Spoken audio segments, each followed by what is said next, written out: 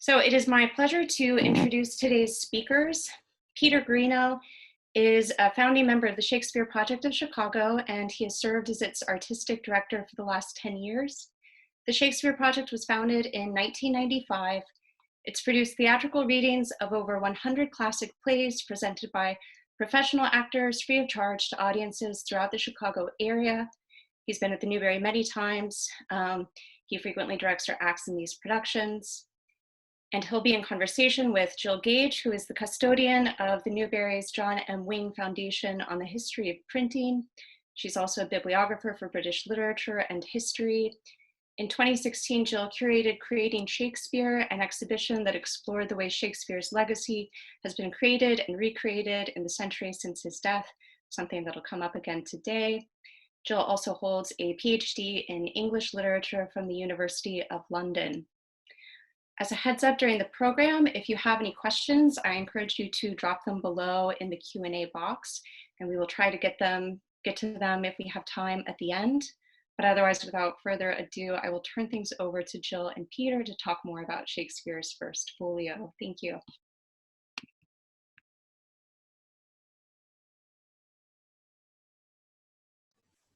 Hi, everyone. Hi, Peter. Thanks everyone for coming. I'm Jill Gage. I'm the custodian of the John M. Wing Foundation on the History of Printing at the Newberry Library.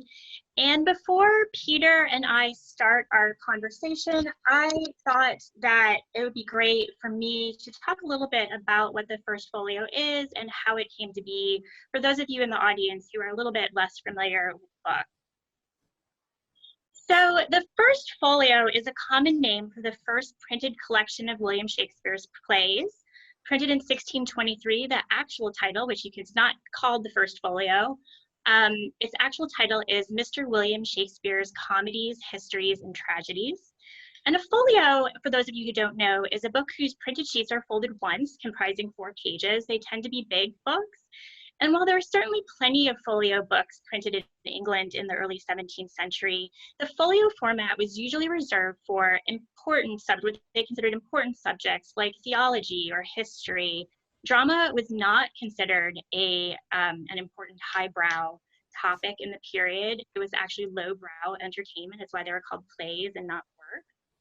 And the Shakespeare Folio is important because it's the first folio book in England that consists entirely of plays. But what's most important about the First Folio is that it contains 36 plays by Shakespeare, of which half of them had never before appeared in print.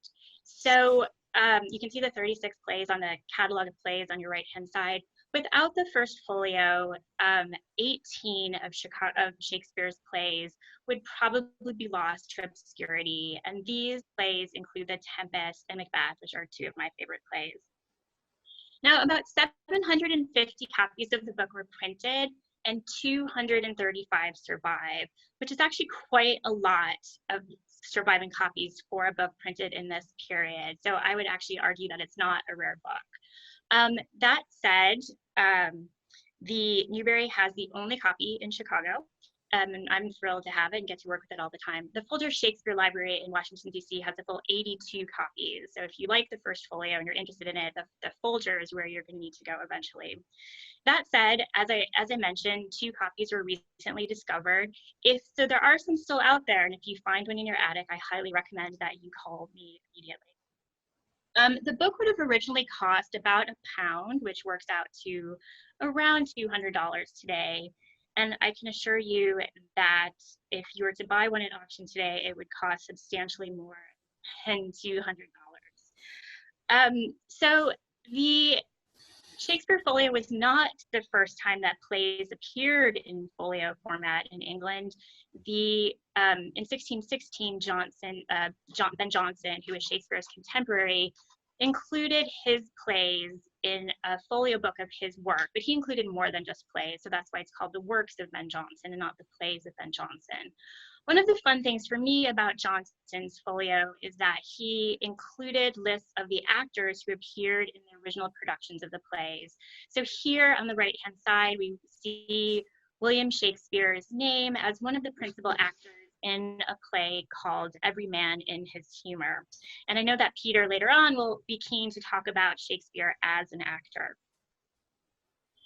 Two groups collaborated to publish the folio, and the first group were the printers and publishers who were involved in the printing industry, and the second group were the players, so the actors from Shakespeare's company, The King's Men. Now, so I had mentioned that 18 of the plays had been printed in quarto editions. The quartos are small individual copies of the play. So here we have two quartos from the Newberry's collection. The first on our left is Love's Labour's Lost. It's the earliest Shakespeare play that I have. It's from 1598. And it's also the first time that Shakespeare's name appears on the title page of one of his plays. So it's a really great quarto for us to have. And on the right, we have a 1600 edition of the second part of Henry IV. So I mentioned before that there are 235 copies of the First Folio that survive.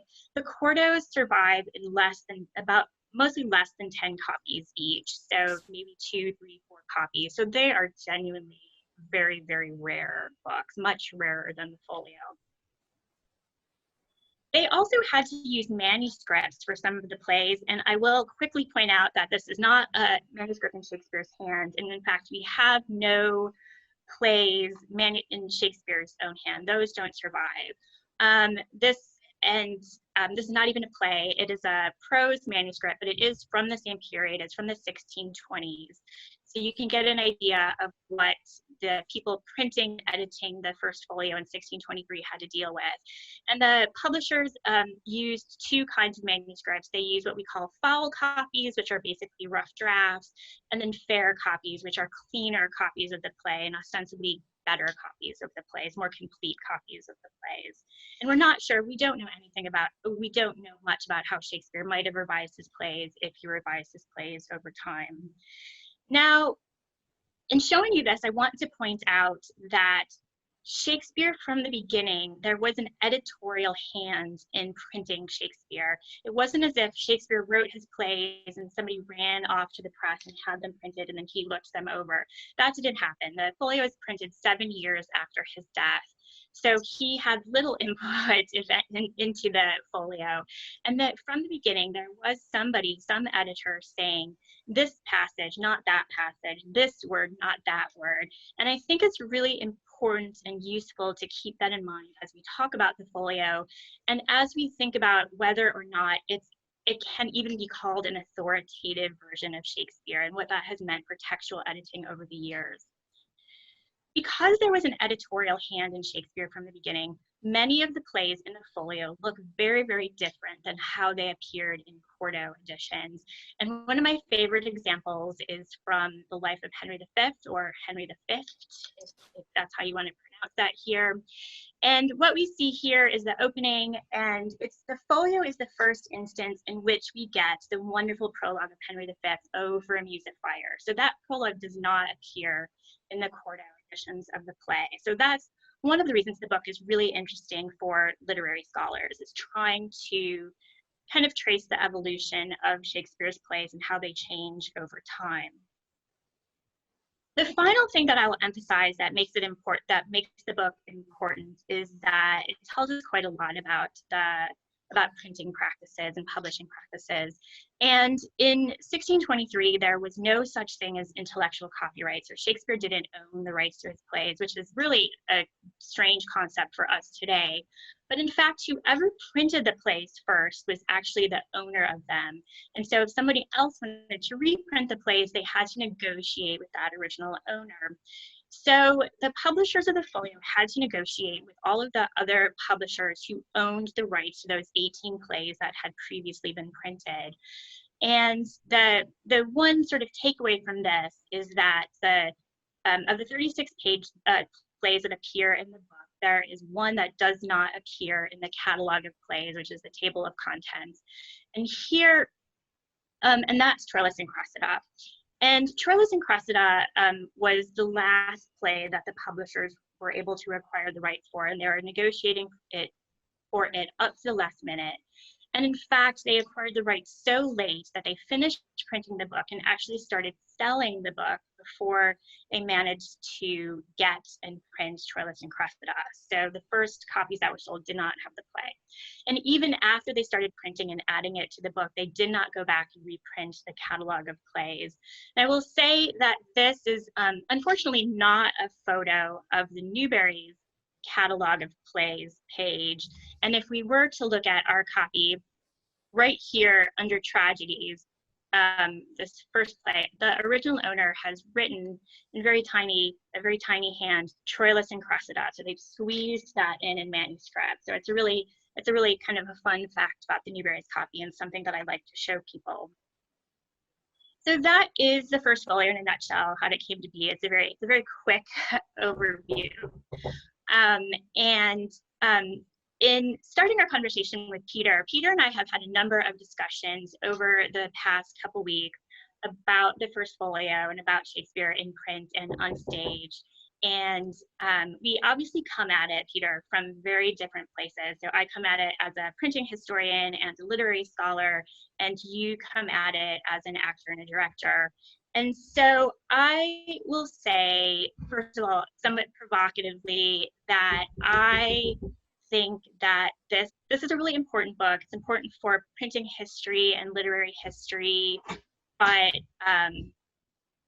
I think that it is a book that's been entirely too fetishized over time.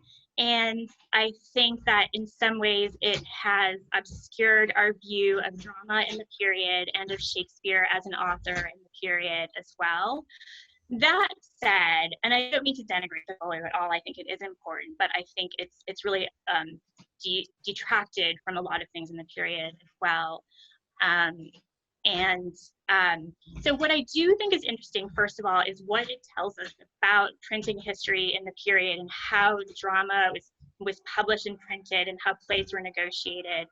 And I also think that it tells us what's interesting for me in 2020 is looking back and thinking about how subsequent editors in the past 400 years have negotiated with this book and engaged with the book in different ways, and how they've adapted it or changed it or mediated it for new readers, for new audiences, for different readers. And I think that way of thinking about Shakespeare and adapting Shakespeare in print has sometimes been in parallel and has sometimes been divergent with Shakespeare on stage. So Peter, my question for you is actually, I know as I said, we come at it from different ways. So as an actor and a director, what makes the book important in 1623 and what makes it important in 2020 for you? Sure. Well, 1623, Jill, you mentioned Macbeth and the Tempest as being two of the plays, that were included in the First Folio that were not published before. But just to go over a few of the other plays of the 18, Two Gentlemen of Verona, Measure for Measure, Comedy of Errors, As You Like It, The Taming of the Shrew, All's Well That Ends Well, Twelfth Night, The Winter's Tale, King John, Henry VI, Part 1, Henry VIII, Coriolanus, Julius Caesar, Timon of Athens, Antony and Cleopatra, Cymbeline. That's half of his body of work, which we would not have today if it wasn't for, I call it a labor of love that his fellow actors, John Hemmings and Henry Condell, undertook in 1621 to put these plays together. We don't know if Shakespeare even had an interest in having his plays published. We know he had a great deal of interest in having his poetry published, because The Rape of Lucrece, Venus and Adonis, and his sonnets went through several published editions during his lifetime. And it is likely that he probably supervised very carefully the publication of that poetry, because poetry was a high art form at the time, and he wanted to have that acknowledgement as a poet. So I think Hemmings and Condell, when they were getting old, and Shakespeare died in 1616, Richard Burbage died in 1619, and they were likely thinking, what is Shakespeare's legacy going to be? And if we don't do something, then only half of his entire body of work will exist. And they weren't particularly happy in some instances about the publishing of the Cortos. I think if you look at that slide, the very important subtitle that they put there is published according to the true original copies. So this was a volume that was overseen by actors. And William Shakespeare was an actor as well. And we know also when we compare folio versions of the plays to the quarto versions, we know that Hemmings and Condell may have, in some instances, taken a published version of the quarto, but then they added things to it that only the actors would know, stage directions and other information around characters and things like that.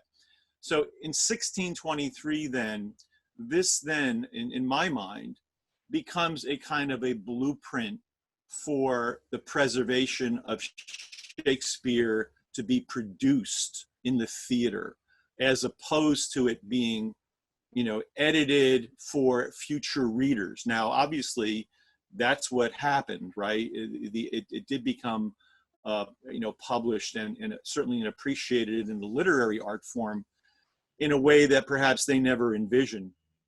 So can I stop you right there, and let's go back and let's talk about those quartos, because as we both have mentioned, some of the quartos were quite different than the folio text.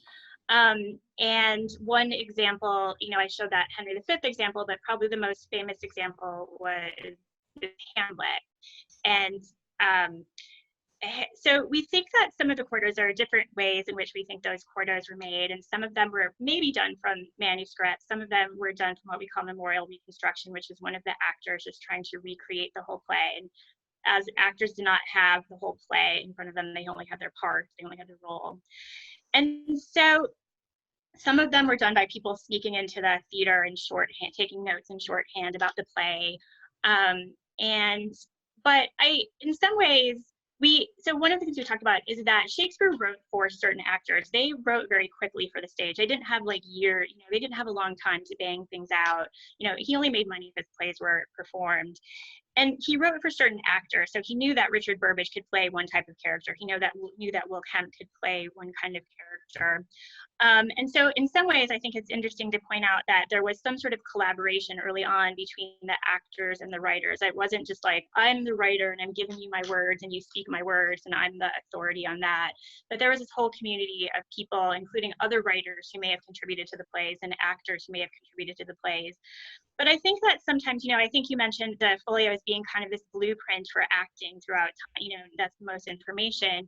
But I think that there's also a way in which the quartos can be quite interesting, so for acting, and might actually be closer to maybe what audiences saw in the early 17th century.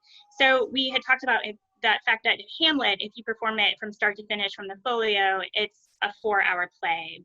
And you know, they had a lot more time back then, I will say. But what we might see from looking at the quarto is something, and it might not be perfect, you know, To Be or Not to Be is a much different speech. It comes much earlier, the scenes are moved around, there's some scenes that lack. But it might be closer to what audiences saw, and it's really more muscular, I think, a more muscular, aggressive play than what we end up having in the folio. So how do you think about it in relation to other historical documents of the period? Like, do you look at the quartos, or do you really just think about the folio text? Well, I think, I think, like, as I said, in many ways, I see the folio as being a kind of a touchstone, because it was overseen by, you know, by Hemmings and Condell. And, you know, this is where actors today too rely on what they, or they use what's called a folio technique, where, you know, the use of capitalization in the folio is something where, you know, actors believe that, you know, Hemmings and Condell may have used capitalization to emphasize particular words, to point out irony and contrast, and try to, you know, to guide the performance. So their hand on the folio is going to be much more about almost directing, you know, as an actor, or would be directed by a director. Whereas, you know, a publisher is taking a script and trying to organize it and have it make sense for a reader, which is completely different than staging a play in a theater. They're two very, very different, objectives. And I think this is where, as a theater artist, we are about creating what Shakespeare had in time and space. When you are doing a performance, an actor has one opportunity in the moment to clearly communicate what that intention of Shakespeare was, and sometimes in very archaic language. Whereas if you're reading the play and it's a well-edited play, you have an ability to, pore over a particular phrase for minutes and look up in the notes what these particular words mean. So they're very, very, very different experiences. And again, I think the folio has a certain amount of purity about it because of the fact that it was not necessarily given to a literary editor to say, okay, now create something here for people to read. Well, okay. Well, so first of all, I disagree about and you know that I disagree about this actor's method, and the period capitalization and spelling were not standardized. So I would disagree just with the idea that there's meaning. I think that people who look at it that way are reading character into character. That said, I think that can you talk a little bit, we've talked about how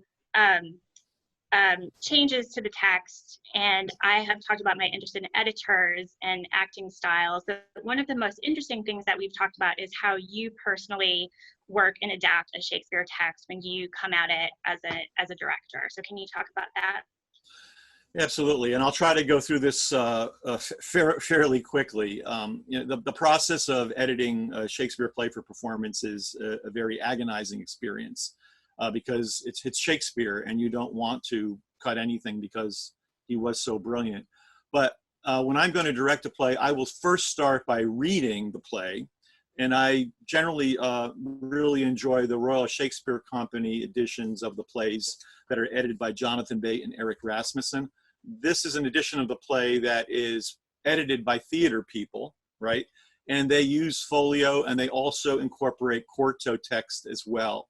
In the back of the book, though, you get interviews with directors, interviews with actors, and it's really a great way to kind of submerge yourself into the play very much from a theater perspective. I'll also then look at my other sources as I'm reading the play. I use Neil Freeman's edition of the First Folio, which is, again, the folio, but also includes in highlighted text that appears in the quarto. I'll also look at wonderful David Bevington's complete works of Shakespeare as well, an incredible body of work that he put together. The second thing I'll do after reading, I'll evaluate the play's length. Generally speaking, 1,000 lines of the play will equal about 1 hour of playing time. Sometimes that's not really on the mark. If you compare, for instance, Merry Wives of Windsor against Julius Caesar, they're both about 2,400 lines long, but Merry Wives is 70% prose. Julius Caesar is only 7% prose. So prose is going to play much longer. After looking at the length, then I will go and try to watch a performance of the play. And that will be usually in TV or film, or maybe a streamed performance from the National Theater. Again, just to experience now the play as an audience member. Then it'll be time for me to get down to creating our script for the performance. I'll download a copy of the play from Folger Shakespeare Library. That's available online, free to download. I'll download a Word document.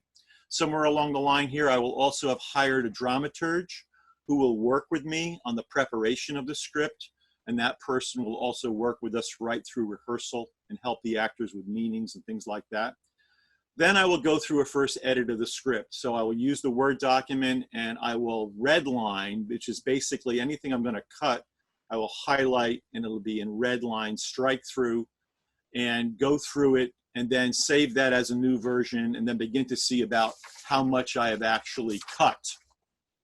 I'll then send the red line version to the dramaturge. They'll read it. They'll see some of my comments in the margin. And then they may send back an addition, revision with their own proposed cuts and questions. So we kind of iterate back and forth. On our recent production of Richard III that we just did, we went through 7 versions of the script until we got to our final production copy. Once we get that, we'll send a PDF of the script to the actors. That's generally about 8 weeks before our performances, so they can start their own preparation. At the first rehearsal, we distribute the script, as you see on the screen here, in binders to the actors. And the actors will come in at that point, and they may have questions about cuts, because they've now compared the cut script versus what they had read in their own version. And there'll be some negotiating back and forth about, you know, I really like this part of the speech, can we put it back? And then we'll do some horse trading. Well, you know, I'll give you that, but maybe can you give me some additional cuts? So that's kind of where we end up at the first reading. And then during the rehearsal process, we have a table where we have the First Folio, we have Cortos, we have all of the various editions that the actors have brought in, and we continue to use those resources with the dramaturge during the rehearsal process. So I'm really interested to hear about that. And what we have here is one of the marked up scripts for Richard III that has some of the lines that are taken out, and it looks like maybe some entrances and exits or notes about that. And I'll point out to the audience that we actually have the records of the Shakespeare Project of Chicago at the Newberry. So you can come and look at things exactly like this in the library eventually, not now. And I had said that I don't like it when people try to preserve the First Folio in amber, whether in text or performance, I would say. And it is just one sort of milestone, one marker on the Shakespeare road over the centuries. But what's interesting about this is if somebody looked at this copy of the script, they would be able to put together, they reconstruct a Shakespeare Project performance of Richard III. And there are a number of, no, I can't get to it. We have a number of these things, these prompt books, these marked up prompt books in the collection. And the one that I'm most often shown, one of my favorite Shakespeare items in the collection, is one that people love, is a prompt book from a production of King John in 1842, 1843 at Drury Lane in London under the direction of William Macready, who was a famous actor and theater manager in the period. And unfortunately, King John isn't a play that people know a lot or know very well, but this is, here we see they have taken a printed text and they have marked out what they're going to cut, what they're going to emphasize. They've also put in all of the stage directions. And so including King John is a play that has a lot of flourishing trumpets. And it was very sort of historical and lots of trumpets in there. That's what I have learned from this prompt copy. And so somebody could go back and recreate this performance, and that's what I think that's really interesting. And it's also a really appealing juxtaposition of Shakespeare on the page and the stage, and one kind of can't coexist without the other here, I think. And so I always think of Shakespeare. If you saw my Creating Shakespeare exhibition, I see Shakespeare as this ongoing process. It's not something that's historical. There are historical moments related to Shakespeare, but we still today are creating him. I wanted to finish up our conversation with a couple things. Peter, in a previous conversation, you mentioned that no matter what you leave out, somebody always comes up to you and says, that was my favorite line in all of Shakespeare, and you cut it. I can't believe you cut that line where Othello tells Iago to close the door. And I wanted to talk a little bit about the Newberry's copy and the provenance of our copy and the favorite line of the first owner of our copy. So we do know a 17th century owner of our copy. It's down at the bottom, and you can see here his name. He's written out, a little bit obscured, I think, by us. Robert Wynne Bodiscalion. And for a long time, I had no idea what Bodiscalion meant, if that was a name, if it was a place. And then I realized that it was Bodiscalion is actually Bodyscalon Hall in Wales. So this is a picture of where our First Folio lived in the 17th century. I think it was a very nice house there. And it's one of two copies that was known to be in Wales in the 17th century, which I think is really interesting. So it talks about, it says something to Shakespeare's appeal in 17th century Wales. And our owner, there's only, besides that little note about Troilus and Cressida on the catalog of plays, there's only one page that he is marked up, and it's not from Hamlet, it's not from Othello or King Lear. It's from Two Gentlemen of Verona, which in all disclosure is a play that I do not like at all, and I think is quite bad. It's one of the earliest plays, and I'd be happy to discuss that. And when I first saw this, I thought, what is this? Anne Park is Two Gentlemen of Verona, so like some weird 17th century one-woman play. But you're actually supposed to read down. So Anne Park is That I Did Love, for now my love is thawed, which like a waxen image against a fire bears no impression of the thing it was. So this line so moved this reader that he wrote in a name of a woman who had once been his love and was no longer. And it's been a fascinating bit of research for me to think about. And that's another one of the reasons that we see that we haven't talked about at all, is how people have annotated their first folios over the years and what that means in terms of how people have engaged with it. There's both the literary text and perhaps actors who have marked up their version of the text as well. So I wanted, anybody can come in and see our first folio once we reopen to the public, and I would encourage you to think about what the folio means to you. A lot of people come in and really want to see it. Possibly our most famous, I think we're being obscured here a little bit, the picture's being obscured. The most famous possibly reader of our first folio has been Peter O'Toole, who came to the library in 1997 as part of the Here for the Humanities Festival, and he came to see the first folio. And I was not there, I did not work at the library in 97. I was told he kissed the first folio. So if you would like to see a book that Peter O'Toole once kissed, you can come in and see ours eventually.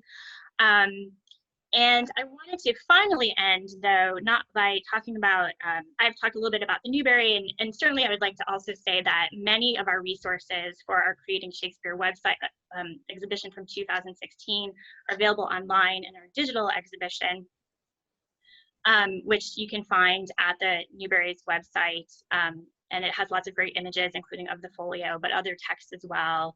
And Peter, I wanted to ask you, one of the things we've talked about is Shakespeare's ability to adapt over the years, or to be adapted over the years. And the moment that we're in right now, the COVID-19 crisis, offers this period of great creativity and collaboration and adaptation of Shakespeare.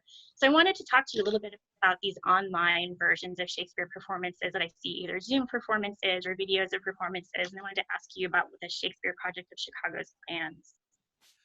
Right. So we are looking at doing some what I would call alternative programming. Zoom is never going to be a substitute for theater, because theater is a group experience where people are sitting in the same room in close proximity to each other, sharing something that's happening before them. And the same with the actors. Actors are in the same place and they're feeding off of the audience. So, I sat in a number of Zoom performances, and all they do is sort of remind me how dreadful this current situation is.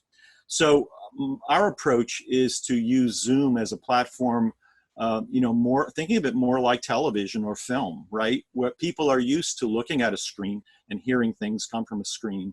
So the more that you're able to create an experience that is more familiar like that, you stay away from trying to reproduce something that's impossible. So we have something coming up in another week. We are doing something called the Sonnet Wheel of Fortune. So everyone knows the Wheel of Fortune. But what we're going to do is a live broadcast of 4 actors who are going to be spinning a wheel, and a number will come up between 1 and 154. And they will have 1 minute to prepare a reading of the sonnet number that comes up. So it should be quite exciting for people to see how an actor uses his tools and craft very quickly to work up 14 lines of verse. And hopefully in that process as well, they are going to be able to take some of the tools and techniques that they learn to enhance their own reading of Shakespeare sonnets. So that's one example of the kinds of programming that we're doing while we're waiting out this pandemic. And you can also spend your time reading Shakespeare. So that's what I'm doing. So I'm doing a little bit of reading Shakespeare as well. Thank you so much, Peter. It's been such a great conversation with you. I know you're such a great partner to the Newberry, and I'm delighted we have your records here. along with our First Folio. So if you want to come and look at the First Folio and the Shakespeare Project of Chicago scripts and see what Peter has cut from the folio, I think that would be a really fun project for somebody. We do have time for some questions. So if you want to type questions in at the bottom of your screen, either of us or both of us would be happy to answer them. Yes, thank you. We do have one question, which is asking how people might access your sonnet Wheel of Fortune, Peter. They can go to the Shakespeare Project Facebook page. So it's facebook.com/Shakespeare Project Chicago, and they will have information there. And you can also access it from the Niles, Maine District Library website as well. Great, thanks. Any more questions or final questions for one another? No? Do you have any questions for me, Peter? I asked you a lot of questions, I feel like. Actually, no, I think this, I really appreciate your help, Jill, in putting this together. It's been an interesting experience working on this. I will sort of finish up with one thing. You know, I rarely get actors coming in to look at the First Folio or other material, and I often have wondered how, and I think some people really are historical, and scholars are like this too. Some people are really interested in the documents themselves and are very historical, and some people don't feel they need that at all. And so I tend to not get a lot of actors coming in to look at Shakespeare material. And do you think there's a lot, I mean, what's your take on that? Well, I think if you're as passionate about Shakespeare as I am, I will be making several visits upstairs to see the First Folio.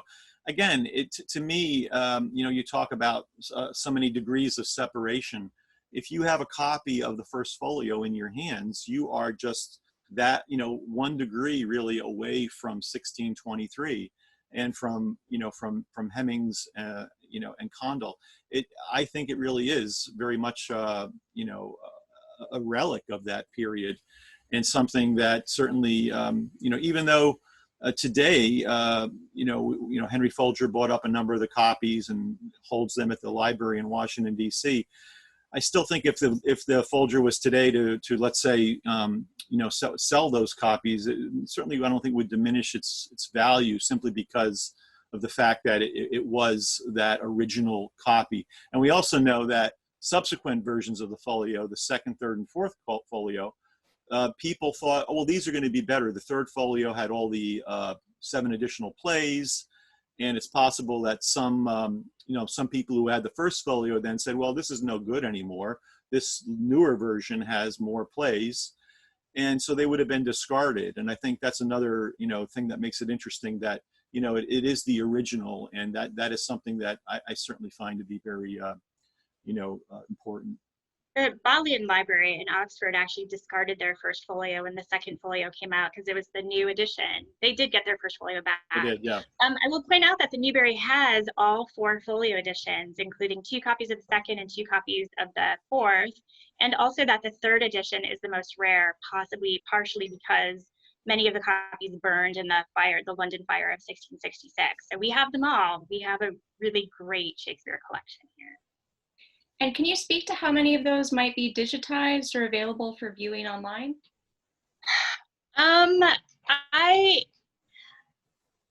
So first of all, I would say the British Library has an amazing site in which they've digitized all of their Cortos, and you can actually look at them next to one another. So I highly recommend that. I think they may have digitized their folio, or the Folger may have digitized some of their folios as well. We have not completely digitized our folio. It's actually a huge bug. But it's pretty easy to find online. But so either through the Folger or the British Library, I would say you can find a lot of digitized Shakespeare. Great, that was one of the questions. All right, well, I'd like to thank you both for this discussion. I could listen to you both talk about Shakespeare for much longer. Please make note of this information on the Shakespeare Project of Chicago, as well as Jill's site, Creating Shakespeare, that's from her exhibition a few years ago. And please contact either of us. I would love to hear from people. I love questions, and I know Peter would as well. You can follow me on Twitter where I push out a ton of Shakespeare stuff. So please do contact us. And thank you, Sarah, for for facilitating the event. You're very welcome. And thanks everyone who has joined us today. We will be putting a recording of this program up on the Newberry's YouTube channel in a couple of days. The Newberry programs remain free and open to the public thanks to the generosity of our donors. During this critical time, we really need the support of our entire community. Now through June 30th, all donations will be matched dollar for dollar by a group of generous Newberry trustees. Please consider making a gift to the Newberry today by visiting newberry.org/give. We also have another upcoming virtual program on June 3rd with Anya Jabor and our own Mary Hale, Forgotten Feminist, Sophonisba Breckenridge, and Women's Activism in Chicago. You can register for this and other programs on our website, newberry.org. Thank you all.